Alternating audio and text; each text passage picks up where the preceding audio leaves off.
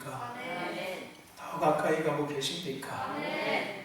여러분, 성전 예루살렘 문에서 십자가를 향해서 가고 계십니까? 아멘. 아니면 여전히 문에 걸려 계십니까? 들어갔다 나왔다 하고 계십니까? 여러분, 성막의 뜰을 지나 번제단을 지나 물두멍을 지나 성소를 들어가고 지성소를 향해서 가고 계십니까? 아멘. 가고 계십니까? 아멘. 아니면 여전히 뜰에 걸려 있습니까? 할렐루야. 아멘. 여러분, 여전히 세상에서 계십니까? 아니면 하나님을 향해서 걸어가고 계십니까? 여전히 세상에서 만들어진 내 모양과 형상대로 살고 계십니까? 아니면 하나님의 모양과 형상대로 살아가기 위해서 걸어가고 계십니까? 하나님의 형상대로 살아가기. 더 가까이 가는 은혜 안에 잘 여러분들 걸어가고 있음을 믿습니다. 할렐루야. 아멘. 여러분, 우리는 계속해서 고난주간이라는 한 주간의 주제를 가지고 함께 성막이라는 구조로 함께 하나님께서 더 가까이 가는 은혜라는 주제를 주신 그 주제에 대한 것들을 함께 계속해서 나누어가고 있습니다. 네, 기억하고 계시나 한번 또 확인해 봐야겠지요. 그렇죠? 고난주간에 우리가 한 주간의 일정을 보면은 종료주일로 시작해서 월요일과 화요일과 수요일로 우리는 나눌 수 있습니다. 그리고 목요일에 대한 것을 나눌 수 있고 금요일에 대한 것들을 나눌 수가 있습니다. 똑같이 성막에 대한 구조를 우리가 나눌 때도 성막의 뜰에 대한 부분과 성소에 대한 부분과 지성소에 대한 부분으로 우리는 나눠서 구조를 볼 수가 있습니다.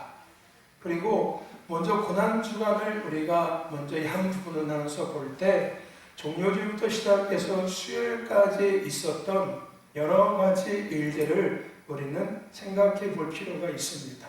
가장 먼저 예루살렘에 예수님이 나귀를 타시고 입성하셨고 월요일날은 성전 뜰을 예수님은 청소하셨고 그 다음에 바리새인과 서기관들과 대제사장들과 변론을 하셨습니다. 그리고 오늘 우리가 잘 아는 것처럼 6월절을 예수님은 보내십니다. 잘 아는 것처럼 만찬, 그죠? 성만찬을 예수님은 제자들과 함께 보내시게 됩니다. 성막의 구조도 마찬가지로 뜰에는 문이 있고 그 다음에 번제단이 있고 그 다음에 물두멍이 존재합니다. 그리고 뜰을 지나서 성소에 들어오게 되면은 등잔이 등대가 있고 그 다음에 떡상이 있고 그 다음에 분향단이 존재합니다.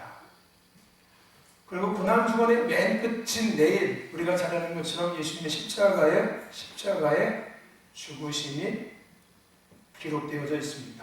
그리고 지성소에는 우리가 아는 것처럼 법궤가 준비되어져 있습니다. 우리가 어제도 이야기 나눈 것처럼 하나님은 여기서 우리를 땡기고 계시는 거예요. 할렐루야. 쉽게 설명하면 이게 뭐라고요? 더 가까이 가는 은혜라고 우리는 이야기 나누고 있는 겁니다. 그래서 조금 전에 우리가 얘기했던 것처럼 성전의 뜰의 문에서 지성소까지 예루살렘 성문에서 십자가까지 할렐루야. 아멘. 그 은혜의 여정을 우리는 한 주간 동안 보내고 있는 겁니다.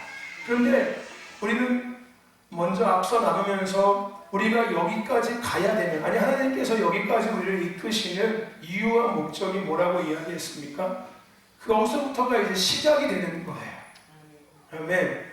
여기까지 와서 우리는 부활절을 맞이하게 될 것이고, 부활절의 의미는 뭔가 사망 권세를 이기고 어둠이 떠나가고 뭔가 이렇게 하는 그런 의미도 있지만은, 부활절에 우리가 더 가까이 가는 은혜의 여정과 부활절을 같이 생각하게 되면은, 생각해 본다면은, 이 부활절이 주는 의미는 하나님께서 원래 지으신 우리의 모양과 형상이 온전히 드러나서 부르심들의 삶이 이제부터 본격적으로 시작되는 것을 알리는 시작점인 겁니다. 아멘. 아멘. 할렐루야. 죽었던 것이 살아나는 이런 개념이 아니라 이제 내가 지은 대로 하나님의 모양과 형상을 가지고 부르심을 향한 삶을 향해서 이제 나아가는 출발점이 되는 거지요. 아멘.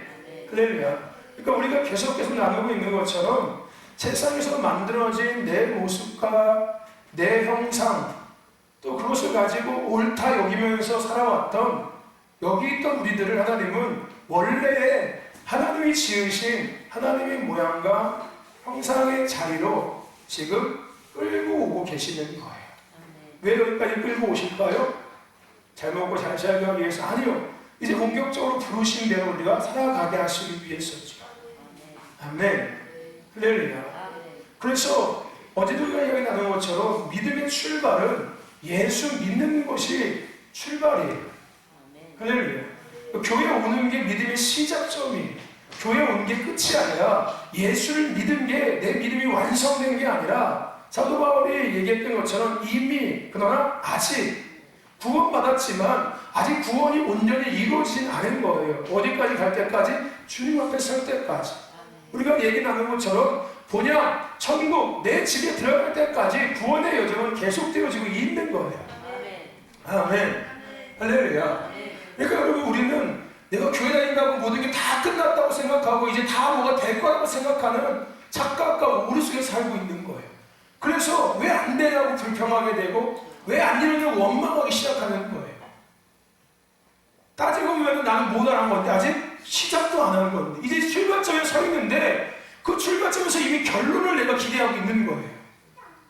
네, 난 이제 시작하는 건데 여기서부터 시작하는 건데 저 얘기처럼 이제 우리가 이 성막의 뜰의 문을 딱 통과한 건데 이제 이게 예수 믿은 건데 성막의 이 뜰의 문이 의미하는 것은 구원의 문이신 예수, 생명의 문이신 예수, 영생의 문이신 예수님을 의미하는 건데 그게 우리 예수를 믿는 거예요. 그치?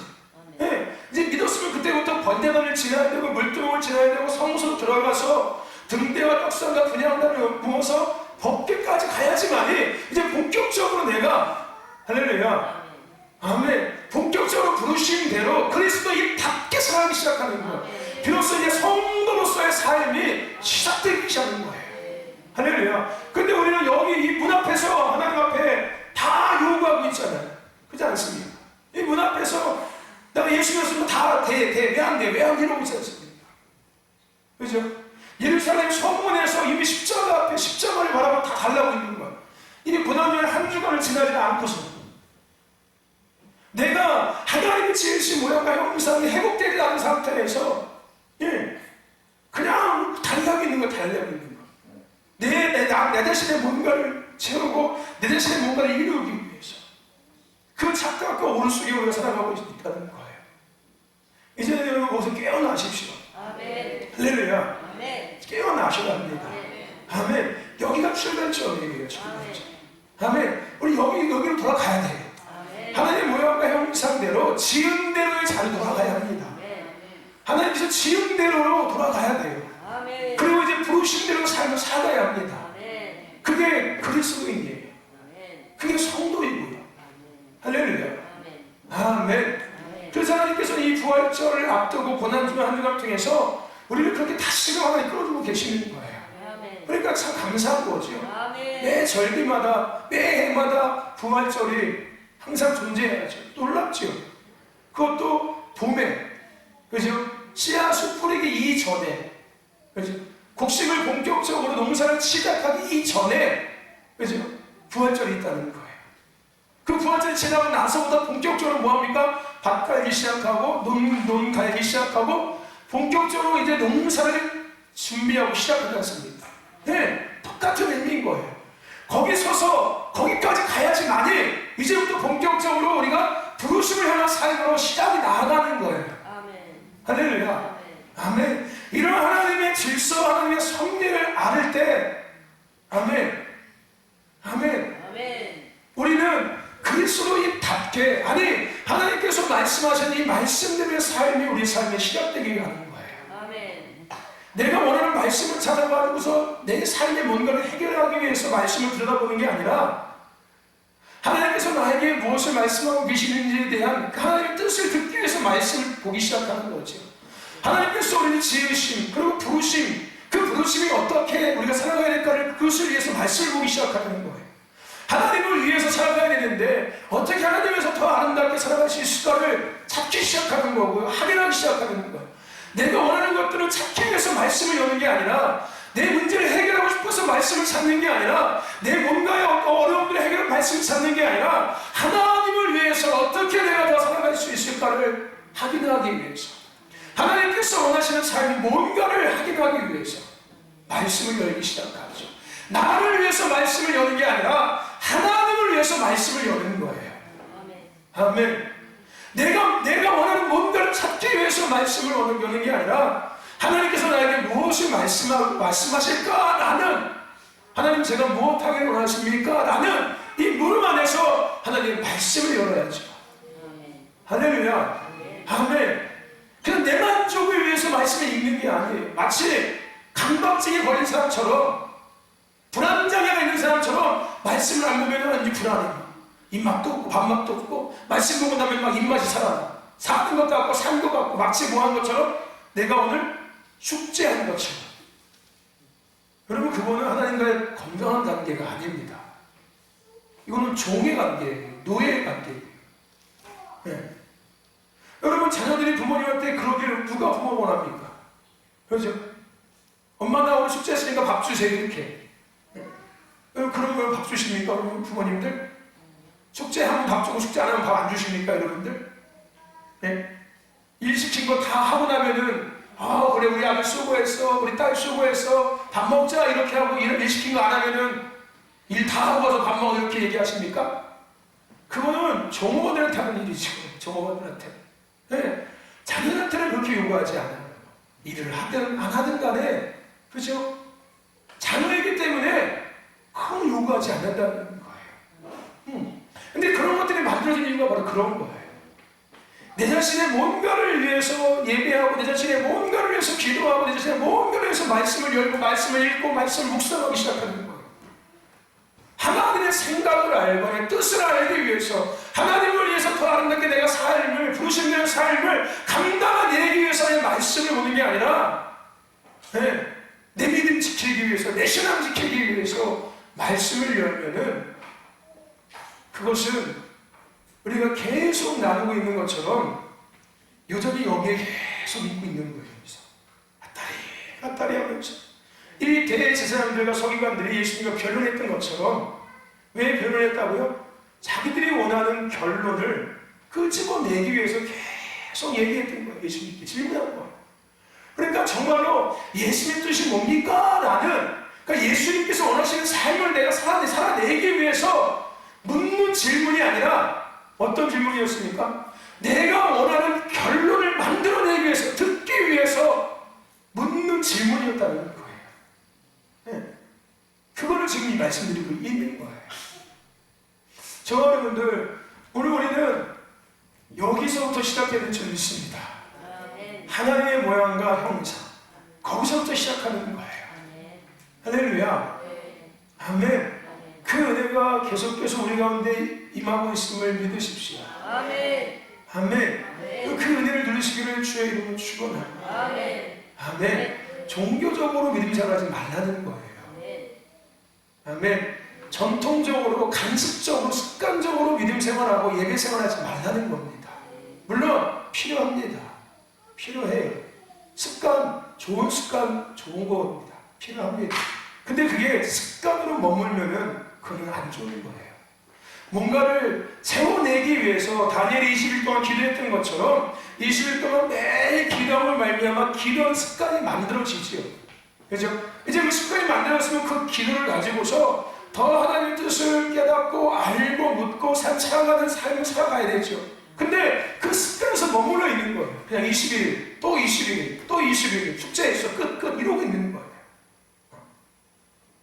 여러분, 왜 유대인들이 예수님을 왜 인정하지 않았을까요? 그들이 왜 그랬을까요? 아니, 왜 저 대제사장들과 서기관들과 바리새인들은 예수님을 거부했을 거예요. 왜 그랬을까요? 왜 그랬겠습니까? 그들이 만들어냈던 전통과 관심과 율법 때문에 예수님으로 메시아로 보지 못했던 거였어요. 자신들이 만들어낸 종교적인 틀, 자신들이 만들어낸 이 모든 것들하고 예수님하고는 맞지가 않았던 거였어요. 그러니까 예수님을 인정할 수가 없는 거죠. 네. 그래서 여러분들 습관 좋은 거지만 그 습관이 되면 안 됩니다. 할렐루야. 아멘. 날마다 벗어내시길 축원합니다. 흔들어야 돼요. 아멘.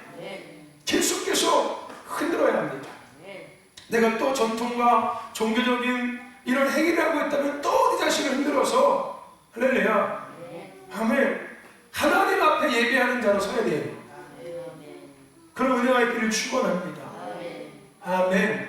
예. 여러분 이 법계 안에, 이 지성소 안에는, 십자가 안에는 그런 것들이 필요 없었어요. 이 중간에는 그런 것들이 필요하지만 여기 와서는 이제 없어요. 하나님 앞에 서 있는데, 하나님 앞에서 내가 율법을 드러내고 하나님 앞에서 뭔가 습관과 전통과 이거를 제시할 겁니까? 하나님 앞에? 아니지 않습니까? 그죠? 하나님 앞에서는 그것이 제시가 될 수가 없는 거예요.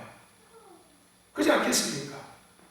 하나님 앞에 가기 위해서 질서라는 영역 안에서 그런 것들이 필요합니다. 하지만 하나님 앞에 섰을 때는 이제 우리는 하나님께서 우리를 이끄시는 대로 반응되어지고 움직여질 수 있어야지. 하나님의 생각 가지고, 하나님의 마음 가지고 하나님께서 반응하는 대로 반응되어질 수 있어야 합니다. 아멘. 이것들이 깨지길 축원합니다. 아멘. 그래서 하나님 앞에 온전히 반응되어지는 저와 여러분 되기를 주의 이름으로 축원합니다. 아멘. 그래서 우리가 어제 저녁에 어디까지 나눴습니까? 이 성소에 대한 부분 이제 우리가 오늘 나누기 위해서 등대에 대한 것들을 함께 나눴었습니다. 기억하고 계시죠? 예, 기억 안 하셔도 괜찮습니다. 그냥 있다고 생각하시고 나중에 어차피 디테일하게 등잔에 대해서 제가 때가 되면 한번 이렇게 요것만 가지고서 한 주간 기도회를 통해서 함께 나눌 기회가 있을 겁니다. 네, 등잔에 대해서, 등잔의 영적인 의미에 대해서 함께 나눌 때가 있을 겁니다. 네. 어쨌든 간에 성소 안에는 등대와 떡상과 분향단이 있습니다. 물론 이것을 예수님으로 생각하면은 생명의 빛이 되시는 예수님이 되기도 하고요, 영혼의 양식이신 예수님이 되기도 합니다. 네. 그리고 그것은 성도의 기도라고 우리는 생각할 수 있습니다. 그렇게 있습니다. 그런데 우리는 지금 예수님에 대해서 나누기보다는 더 가까이 가는 은혜의 주제를 가지고 나누기 때문에 이렇게 생각하지 않고 있는 것 뿐이에요. 근데 이렇게 생각해도 크게 문제되지는 않습니다. 맞는 거니까요. 어차피 성막은 예수님을 드러내고 계시는 거니까요. 성막 자체가 예수님, 교회가 예수님이시니까요. 네, 그래서 내 몸이 교회이니까요. 어쨌든 간에 우리는 오늘 목요일을 맞이했습니다. 그리고 이제 우리는 성소에 대한 부분들을 나눠야 되고 유월절에 대한 부분들을 함께 생각해 볼 필요가 있습니다. 오늘 우리가 본 본문 말씀 요한복음에 더 자세하게 나와 있습니다. 오늘 우리가 본문 말씀은 예수님께서 유월절을 보내시는 거예요. 제자들과 함께 우리가 잘 아는 최후의 만찬을 오늘 목요일날 저녁에 예수님은 보내십니다. 그리고 잘 아는 것처럼 가룟 유다가 배신할 것을 이야기하고 가룟 유다가 그 만찬 그 장소에서 뛰쳐나갑니다. 그리고 베드로가 부인할 것을 예수님께서 말씀하시죠. 그리고 난 이후에 예수님은 겟세마네 동산에 가서 기도하십니다. 제자들을 대시고. 이게 목요일날 있었던 일이에요. 네, 목요일날 있었던 일입니다. 성소 안에는 등대와 떡상과 분향단이 존재합니다. 근데 오늘 우리가 같이 생각해야 될 부분은 유월절에 대한 부분인 거예요. 여러분 유월절이 뭐지요? 출애굽기 12장에 등장하는 유월절. 그죠? 이게 뭡니까?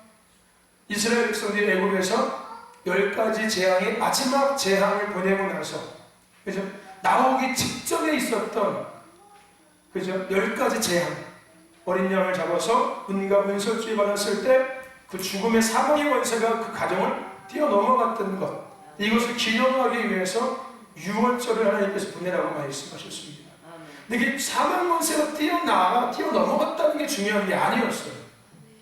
그것으로 시작해서 이제 본격적으로 그들이 애굽에서 뭐 한 거예요? 나오게 된 거지 않습니까? 그러니까 유월절의 의미는 애굽에서의 노예에서의 삶의 해방에 대한 구원에 대한 메시지인 거예요. 그거를 기억하라는 거예요. 너희들이 거기서 나왔을 때 하나님의 권능의 손이 너희들 거기서 건져내셨어 라는 것들을 그 400년의 긴 세월 동안 노예의 삶을 살던 너희들, 종의 삶을 살던 너희들을 하나님께서 능력에서 권능에서 건져내셨어. 그거를 기억하라는 거예요. 그러기 위해서 뭘 지켜라고 하신 거예요? 유월절을 지켜라고 하셨던 거였어요. 분명하게. 그래서 이스라엘에서는 유월절을 계속 지키지 않습니까? 그리고 예수님도 똑같이 이 제자들과 함께 유월절을 보내시는 거예요. 그리고 정의 만찬을 하십니다. 여러분, 지금도 유대인들은 유월절을 지킵니다. 여전히 이스라엘 유대인들은 유월절을 지킵니다. 여러분, 유월절에 대해서 혹시 아십니까? 유월절의 의미는 대충 알겠지만 유월절 의식이 어떤 의식인지 아십니까? 어떻게 진행되는 의식인지. 유월절에는 4번의 포도주 잔을 나누게 됩니다. 그리고 유월절은 이스라엘 1년에 3번의 가장 큰 축제가 있는데 그 중에 첫 번째 축제가 유월절 축제입니다. 이건 축제의 날이에요. 축제의 날. 축제의 날. 그리고 유월절 시작으로 해서 무교절을 지내게 되죠. 그래서 집안을 다 청소합니다. 다 집기를 다 끄집어내고 집안을 유대인들 다 청소합니다. 뭘 제거하는 거예요? 누룩을 제거하는 거예요. 곰팡이들을 다 제거합니다. 그릇에 있는 곰팡이들 다 제거하고 지금 곰팡이들 다 제거합니다. 거룩하게 하고 성결케 하는 거예요. 매해마다 하는 거예요. 유대인 지금도 하고 있고. 네. 근데 이 유월절 의식, 그 축제하는 그날 가정이 모여서 집에 모여서 유월절 의식을 지내게 되거든요. 아버지, 엄마와 자녀들과 함께 모여서 유월절 의식을 보냅니다. 이 유월절이 딱 시작되면은 여러분들 놀라운 것이 있어요. 유월절은 금요일날 저녁에 합니다. 저녁. 해가 지고 나서부터 시작돼요. 여러분, 제사 지낼 때 언제 지내십니까? 밤에 지내시죠? 해 지고 나서. 잘 보십시오, 여러분들. 그 유월절이 시작돼요. 저녁에 시작됩니다. 가장 먼저 뭐 하냐면은, 아버지가 포도주를 따릅니다. 어머니가 포도주를 따릅니다. 그리고 아버지가 그 포도주를 축복합니다. 축복해요. 그리고 나서 어머니가 이제 노래를 부르세요. 그러고 나서 첫 번째 잔을 함께 다 온 가족이 나눕니다. 첫 번째 잔. 그 첫 번째 잔을 나누고 나서 손을 씻어요. 다 같이 손을 씻습니다. 오늘 예수님께서 제자리에 발을 씻겨줬죠? 이게 딱 그때인 거예요. 첫 잔을 나누시고 나서 발까지 씻기시는 거예요. 원래 손만 씻는 건데 유월절은 발까지 씻었어요. 왜 발을 씻었냐면은 오늘 이 최후의 만찬에 있는 장소는 마가의 다락방이에요. 마가의 다락방입니다. 근데 그 다락방까지 오는 그 여정에 흰놈의 골짜기를 지나가야 돼요. 흰놈의 골짜기가 우리가 힙대계라고 해가지고 지옥을 의미하는 거예요. 거기는 우상 숭배하고 이런 제자들이 잔뜩 있는 곳이 거기를 지나오게 됩니다. 그래서 예수님은 제자들의 발까지 씻겨주시는 거였어요. 손과 발을 정결케 하는 거였어요. 뭐였습니까? 물두멍에 대한 것들을 하셨던 거예요. 손과 발을 씻기셨던 거예요. 그리고 이제 성수로 들어오는 거예요. 그러면서부터 이제 무교병을 나누기 시작합니다. 3개의 무교병을 쌓고 그걸 또 축복하고 이 3개의 무교병이 맨 위에 있는 것들은 대제사장을 상징하고 가운데는 선발을 상징하고 맨 끝에 있는 것들은 이스라엘을 상징해요. 이게 뭘 설명하고 있냐면은 바로 이 떡상을 얘기하고 있는 거예요. 진설병을 의미하고 있는 겁니다. 진설병을 의미하고 있어요. 그래서 첫 잔을 나누고 두 번째 잔을 나누고 두 번째 잔이 갖고 있는 의미는 뭐냐면은 과거에 대한 것들을 해석하는 거예요. 과거에 대한 것들. 과거에 하나님께서 어떻게 너희들을 구원하셨는지에 대한 거. 근데 그거를 두 번째 잔을 나눌 때 가장 어린 자녀가 질문을 합니다. 아버지한테. 왜 우리가 쓴나물을 먹고 왜 우리가 이 잔을 먹고 우리가 왜 누워서 이 유월절을 보내고 뭐 떡을 이런 것들을 질문해요. 근데 그 질문할 때마다 아버지는 왜 그것을 해야 되는지 의미를 설명해 줘야 돼요. 설명해 줘야 됩니다. 아버지는. 가장 어린 아이가 자녀가 물어볼 때 아버지는 그 설명해 줘야 돼요. 왜 우리가 지금 유월절을 보내면서 쓴나물을 먹고 잔을 나누며 무교병을 먹고 있는지에 대한 것들을, 그 의미를 설명해 줘야 돼요. 과거에 대한 것들을 회상한다. 과거에 대한 것, 두 번째. 그리고 세 번째 잔을 또 먹습니다. 세 번째 잔은 현재에 대한 것들을 설명하고 있는 거예요. 현재. 그리고 마지막 네 번째 잔은 미래에 대한 것들을 의미하면서 네 번째 잔을 나누게 됩니다. 그리고 이 네 번째 잔을 나누고 나서 네 번째 잔을 나눌 때 문을 열고 방문을 열어놓고 네 번째 잔을 나눠요. 그리고 네 번째 잔을 나누고 나서 다 밖에 나갑니다. 밖에 나가서 지붕에 올라가서 시편을 노래하기 시작해요. 하나님을 찬양하기 시작합니다. 많이 본 것 같죠? 여러분, 제사 다 지내고 나서 마지막에 뭐합니까?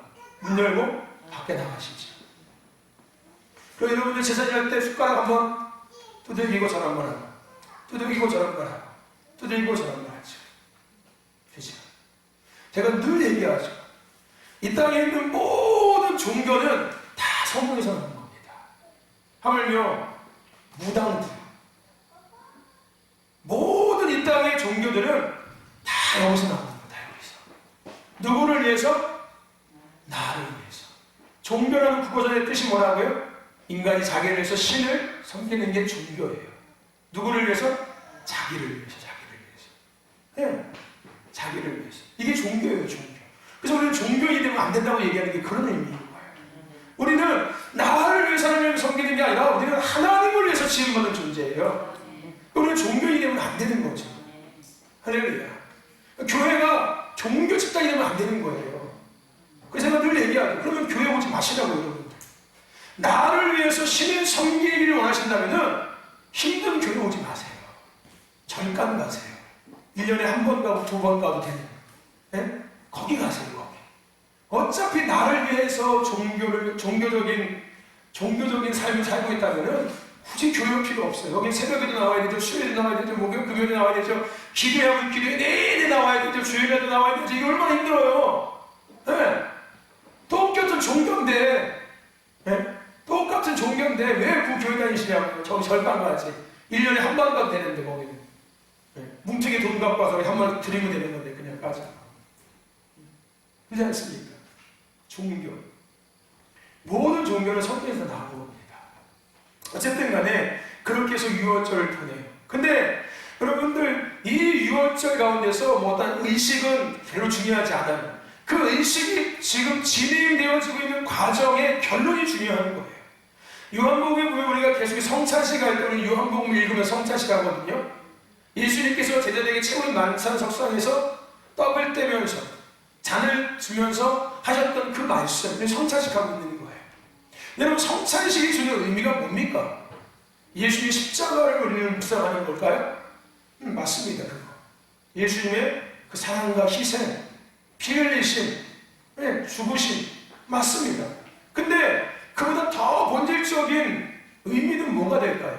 왜 우리가 성찬식을 하는 걸까요? 왜 포도주를 막 먹고 왜 함께 떡을 띄고 있는 걸까요? 뭔가 복받기 위해서? 뭔가 새로워지기 위해서? 왜 그런 걸까요?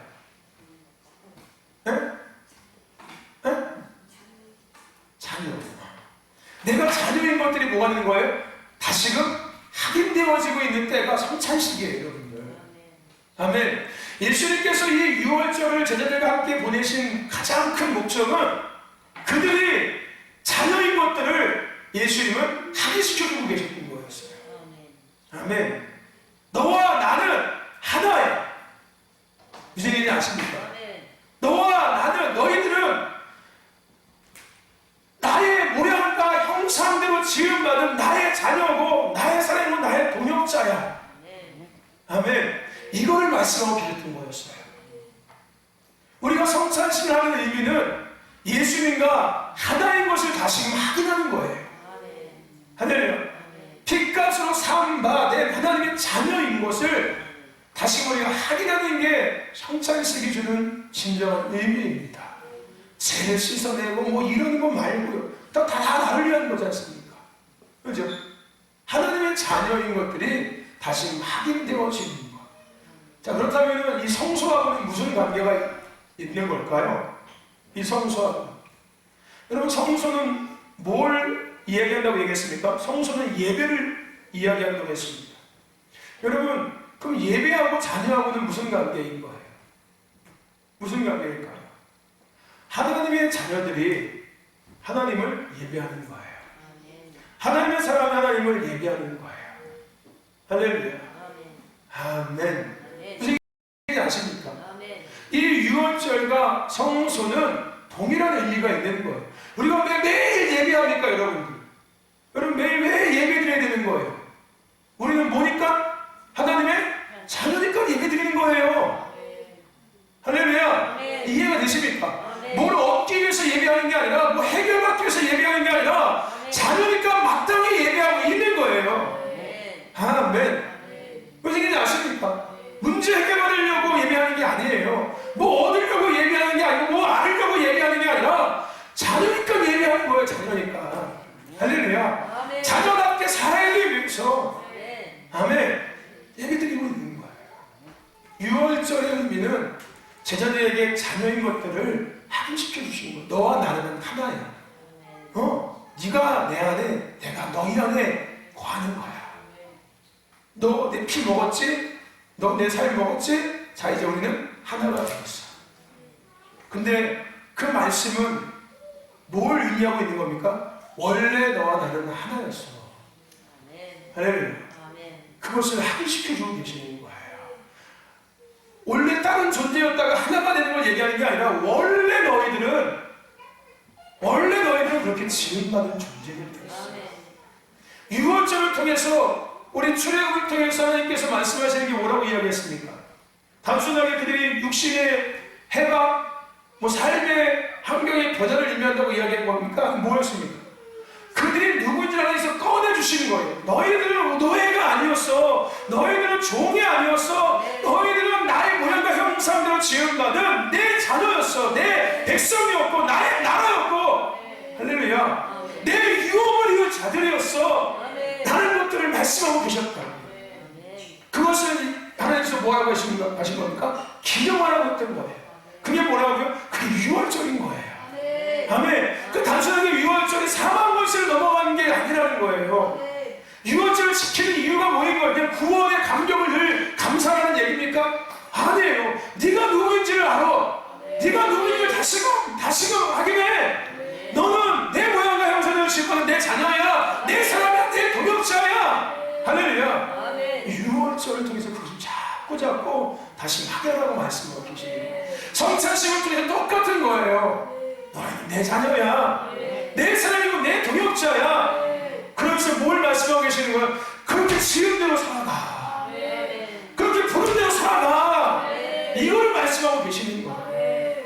내 자녀니까 내가 복 줄게. 내가 잘 되게 해줄게. 내가 이제 고쳐줄게. 이걸 원하시는 게 아니라, 그걸 말씀하고 싶은 게 아니라, 너는 내 자녀잖아. 자녀답게 살자.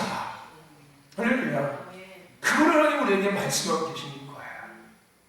예배 가운데 우리가 예배를 막 매일 수도 없이 맨날 드리면서 우리는 뭘 생각해야 됩니까?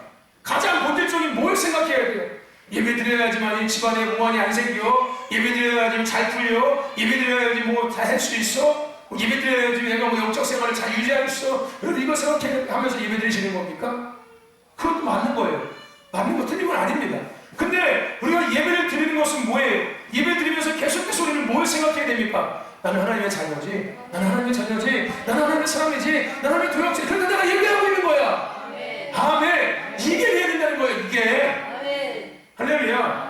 유월절을 지키면서 그들이 계속해서 자신들이 누군지를 확인하는 것처럼, 성찬식을 맞이하면 성찬식을 하면서 계속해서 그걸 확인하는 것처럼, 우리는 예배를 통해서 날마다 것을 확인해야 되는 거예요.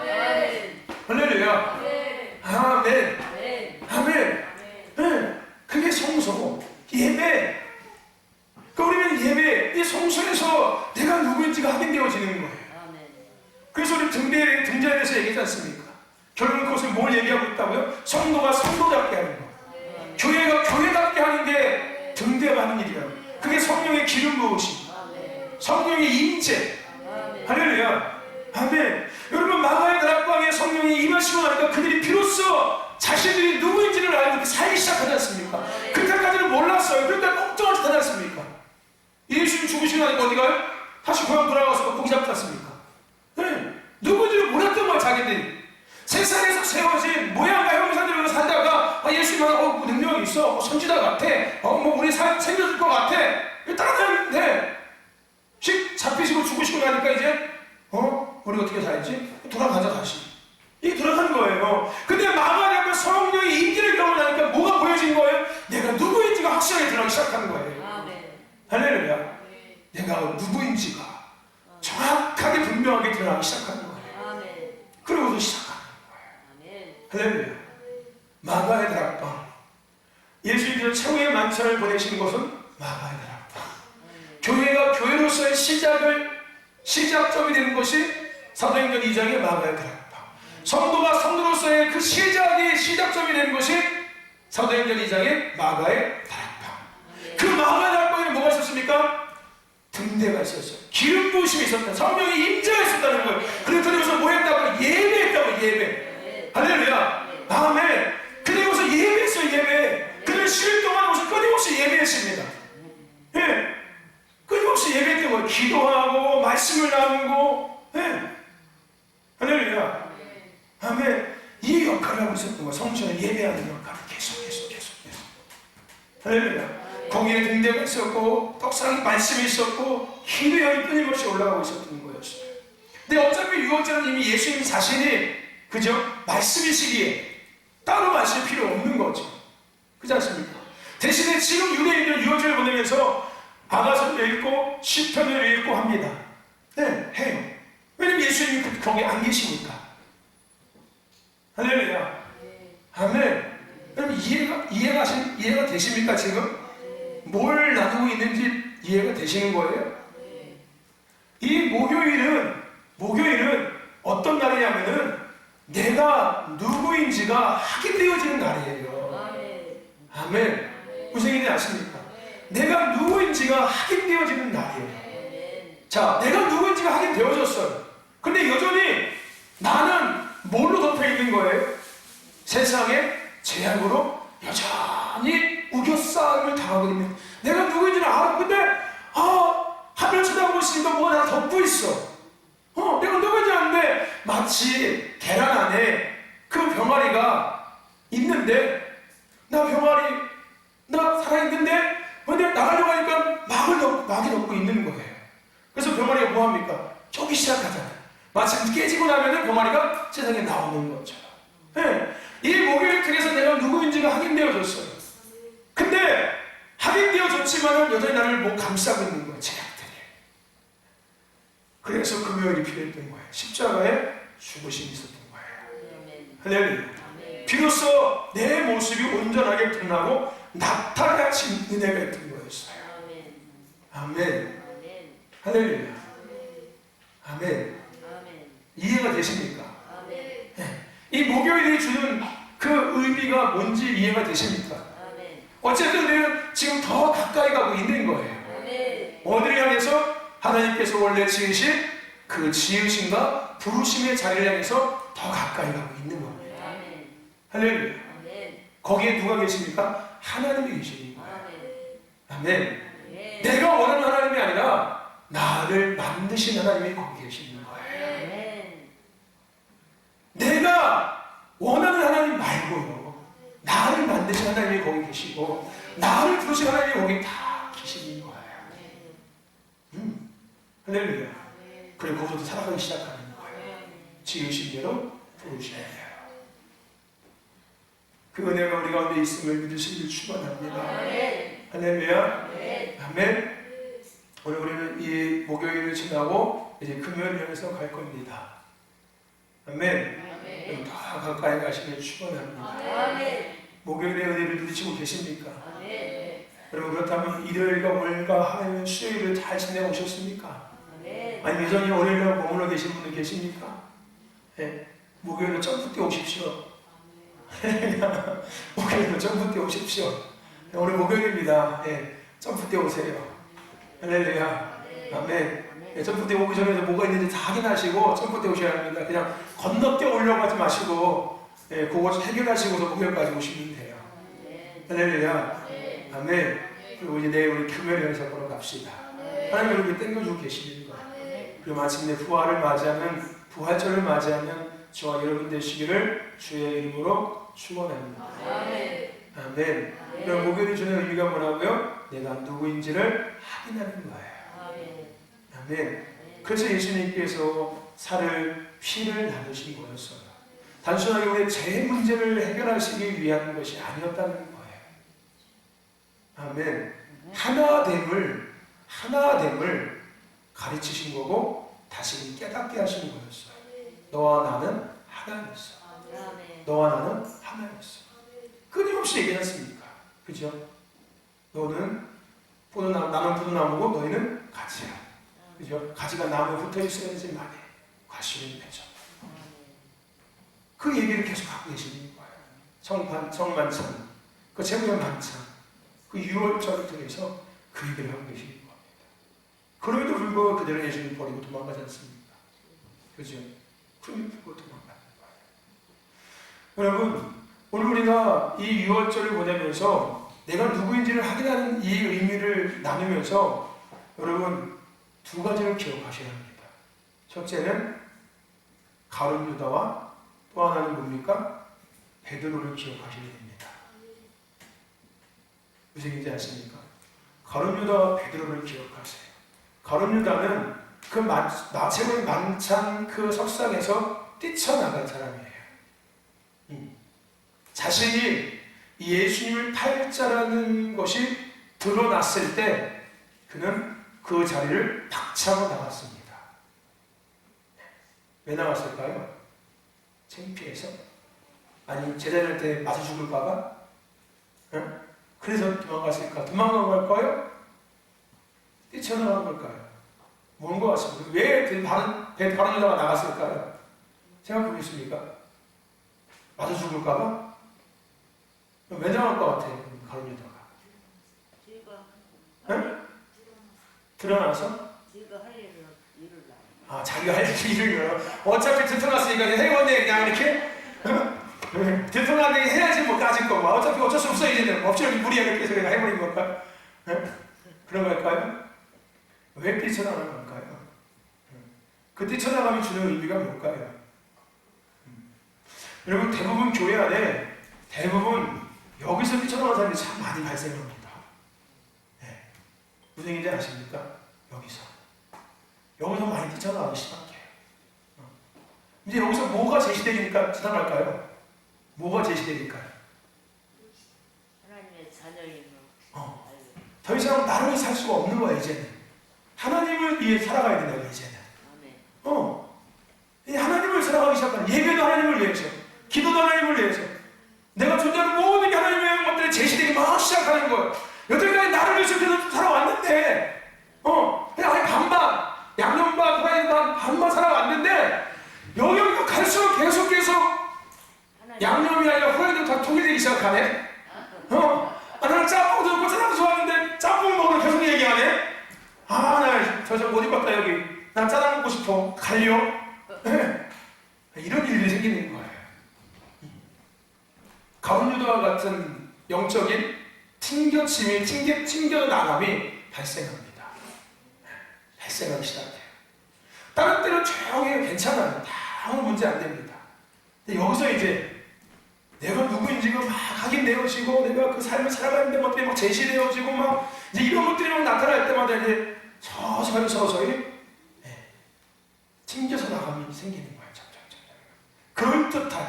그럴듯한 이유와 그럴듯한 조건들과 그럴듯한 문제들이 생기면서 튕겨서 나가서 결국은 잘됐다 나가기 시작해요. 그리고 또 하나 뭐가 생깁니까? 베드로가 생기기 시작해요. 베드로가 뭐 했습니까? 예수님 앞에서 난 예수님 절대 믿지 않겠습니다. 그죠? 여러분들 지금 이 자리에서 그렇구나 이렇게 살아야지 이렇게 하시는 분들이 있을 거예요. 여러분들 이거 조심하라는 거예요. 무슨 얘기인지 아십니까? 그거 조심하라는 거예요. 그래 나 이제 하나님의 사람을 살아 멋지게 살아 더 잘해 해 이렇게 하지 마시라는 거예요. 베드로와 같은 영적인 앞서감이 생길 수 있습니다. 여러분들. 무슨 얘기인지 아십니까? 베드로와 같이 영적인 앞서감이 생길 수 있어요. 튕겨쳐 나감이 생기고 또 하나는 앞서감이 생길 수 있어요. 가룟 유다는 튕겨쳐 나갔어요. 근데 베드로는 뭐 했어요? 앞서 나가고 있는 거예요. 앞서 나가고 있어요. 네.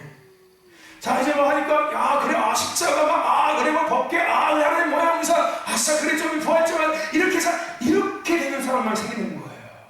늘 얘기하죠. 하나님께서 이끄시는 대로 우리는 반응하며 살아가야 합니다. 아멘. 할렐루야. 아멘. 한 걸음 이끌어 주시면은 딱 한 걸음까지. 아멘. 또 한 걸음 이끌어 주시면은 그 또 한 걸음까지. 아멘. 오늘 우리가 사역자 그런 얘기하다 그런 얘기했어요. 누가 그런 얘기 하시더라고요. 여러분, 거룩한 욕심이라는 표현 자주 쓰시죠, 여러분들. 네? 안 쓰십니까? 거룩한 욕심을 가져.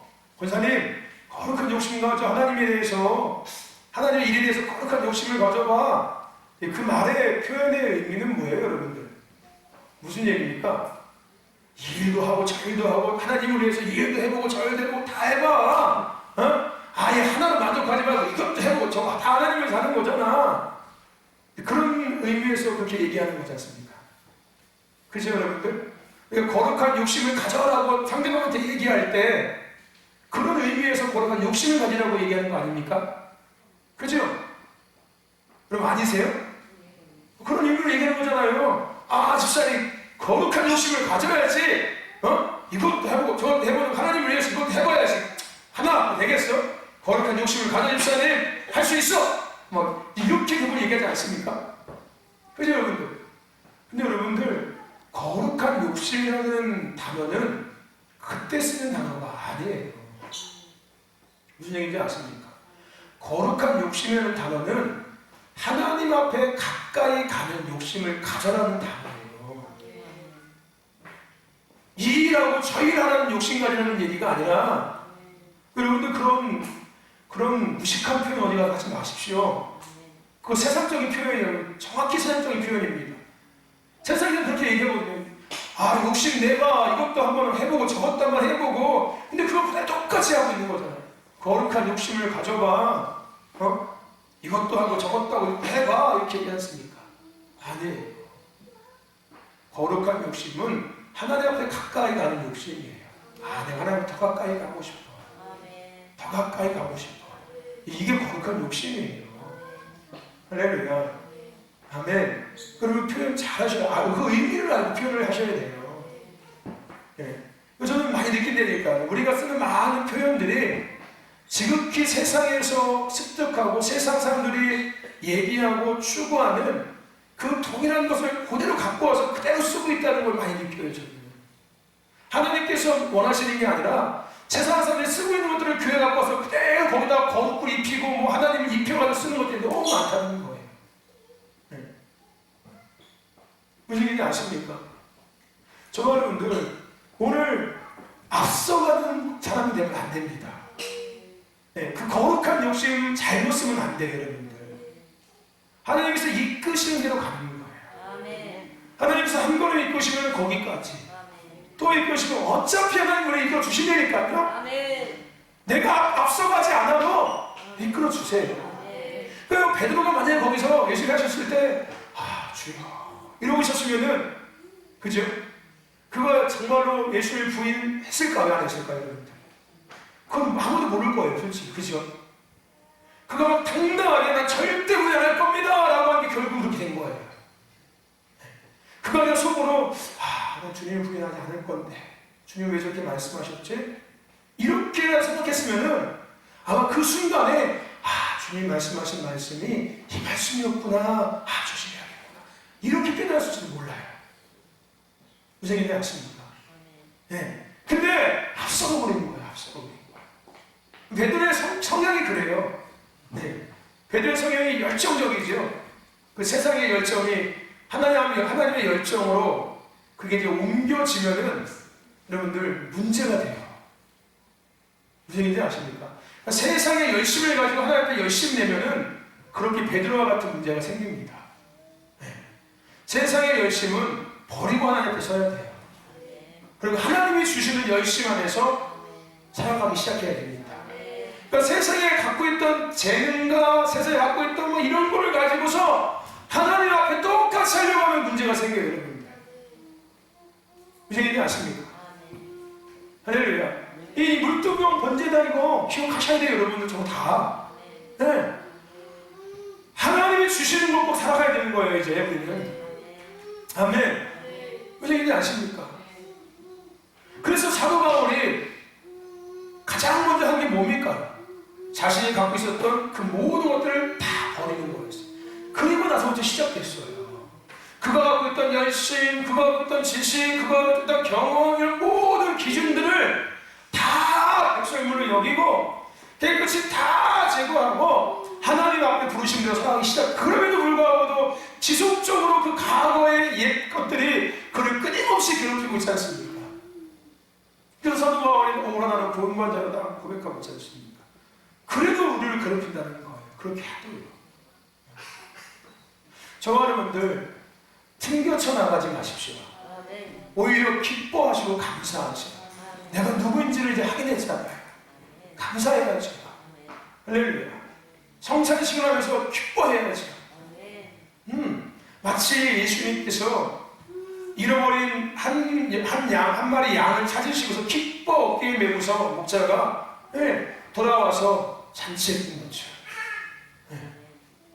잃어버린 내가 나를 찾은 거잖아요. 다시 하나님의 은혜 안에서 성찬식을 통해서 유월절을 통해서 이 목요일을 통해서 고난주간에 이 목요일을 지나면서 예배하면서 할렐루야 예배하면서 날마다 내가 누군지를 되새기는 거예요. 나는 하나님의 자식이지 나는 하나님의 사람인지 두렵지 않지. 할렐루야. 그러니까 예배 드리지 않으면은 딴소리 하는 거예요. 네. 예배를 빠지면은 딴소리가 나오는 거예요. 뭐를 잃어버린 거예요? 또 내가 누군지를 까마득하게 잃어버리기 시작하는 거예요. 할렐루야. 그 은혜 안에서 튕겨져 나가지 마십시오.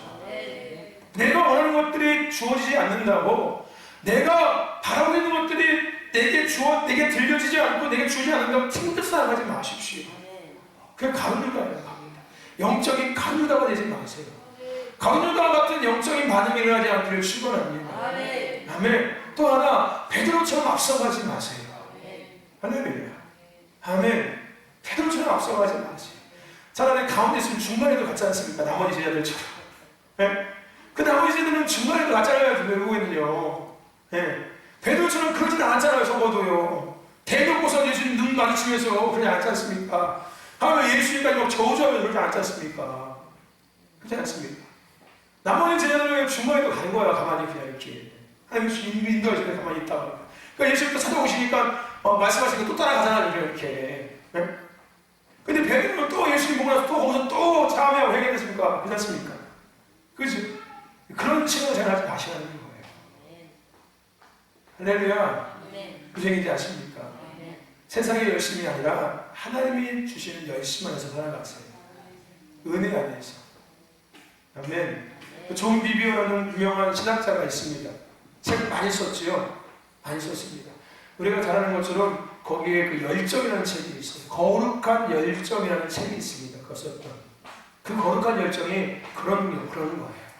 내가 세상에서 가지고 있는 그런 열정이 아니라 하나님이 주시는 하나님을 위한 거룩한 열정. 그렇게 돼야 돼요. 할렐루야. 사도 바울처럼 하나님을 위한 거룩한 열정. 아멘. 그 은혜가 우리 가운데 있기를 축원합니다.